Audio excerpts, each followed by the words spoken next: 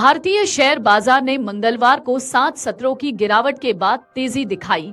Sensex 239 अंक की बढ़त के साथ 77,578.38 पर बंद हुआ।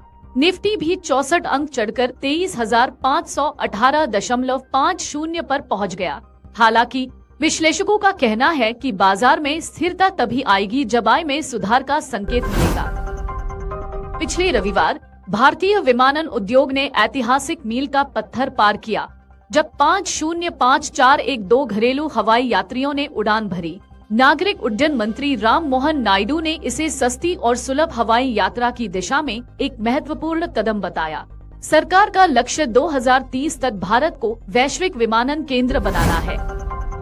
भारतीय रिजर्व बैंक ने सोशल मीडिया पर फर्जी वीडियो के बारे में आगाह किया है। ये वीडियो गवर्नर शक्तिकांत दास के नाम से प्रसारित हो रहे हैं, जो निवेश योजनाओं का समर्थन करने का दावा करते हैं। आरबीआई ने स्पष्ट किया कि वे ऐसी सलाह नहीं देते और लोगों को सावधान रहने की सलाह दी है। केंद्रीय मंत्री पीयूष गोयल ने मुंबई में कहा कि भारत के पास लोकतंत्र का 4D लाभ है, जो निवेशकों को आश्वासन देता है। उन्होंने जनसांख्यिकीय लाभांश, मांग और निर्णायक नेतृत्व का जिक्र किया। गोयल ने कहा कि भारत 2047 तक $35 ट्रिलियन की अर्थव्यवस्था बनने का लक्ष्य रखता है। मेटा ने भारतीय प्रतिस्पर्धा आयोग द्वारा 213 करोड़ रुपए के जुर्माने और प्रतिबंध के खिलाफ अपील करने की योजना बनाई है। आयोग ने व्हाट्सएप की गोपनीयता नीति में बदलावों के लिए यह जुर्माना लगाया था। मेटा ने कहा कि इस अपडेट ने यूजर के व्यक्तिगत संदेशों की गोपनीयता में कोई बदलाव नहीं किया। मंगलवार को भारतीय शेयर बाजार में तेजी आई, जहां सेंसेक्स 1000 अंक चढ़कर 78,383.90 पर पहुंच गया। एनएसए निफ्टी भी 304.50 अंक बढ़कर 23,758.30 पर था। विदेशी निवेशकों की बिकवाली में कमी और घरेलू संस्थागत खरीदारी से बाजार का माहौल सकारात्मक रहा। विश्लेषकों ने चेतावनी दी कि यह तेजी अस्थायी हो सकती है। जी एंटरटेनमेंट के एमडी पुनीत गोयनका ने इस्तीफा देकर सीईओ का पद ग्रहण किया है। यह फैसला शेयरधारकों की बैठक में लिया गया।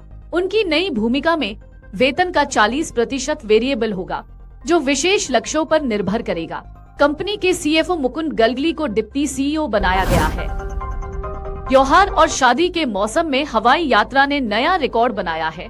एक दिन में 5 लाख से अधिक यात्रियों ने यात्रा की। 3173 विमानों ने 90% भरी सीटों के साथ यात्रा की। वहीं केंद्रीय प्रत्यक्ष कर संग्रह 15.41% बढ़कर 12.11 लाख करोड़ रुपए तक पहुंच गया है।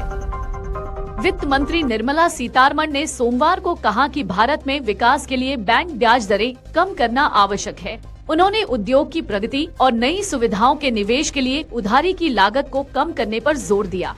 सरकार महंगाई को नियंत्रित करने के लिए खाद्य आपूर्ति पर काम कर रही है। भारत की अर्थव्यवस्था इस साल 7% की दर से बढ़ सकती है, जो G20 में सबसे तेज होगी। वैश्विक चुनौतियों के बावजूद भारतीय अर्थव्यवस्था ने मजबूत प्रदर्शन किया है। इंडोनेशिया और चीन के बाद अन्य देशों की वृद्धि दर अपेक्षाकृत कम रहने की संभावना है। केंद्रीय कृषि मंत्री शिवराज सिंह चौहान ने कहा कि सोयाबीन और कपास के किसानों को 5,000 रुपए प्रति हेक्टेयर दिए जा रहे हैं। मलेशिया और इंडोनेशिया से खाद्य तेलों पर आयात शुल्क बढ़ाकर 27.5% किया गया है।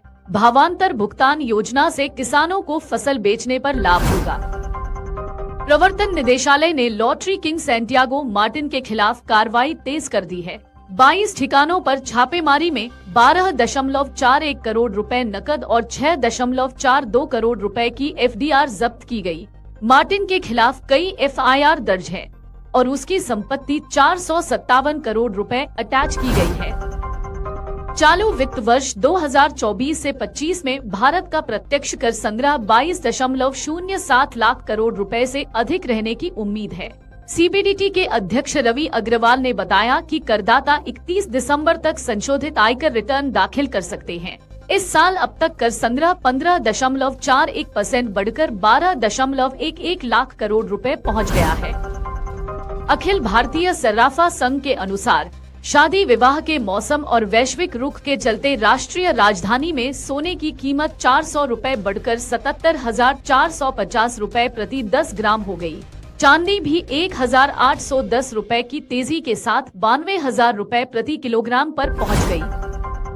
आरबीआई गवर्नर शक्तिकांत दास ने बैंकों से अनैतिक गतिविधियों पर अंकुश लगाने का आग्रह किया है। उन्होंने बैंक निदेशक मंडलों को आंतरिक संचालन को मजबूत करने और ग्राहक शिकायतों को सही ढंग से वर्गीकृत करने की सलाह दी।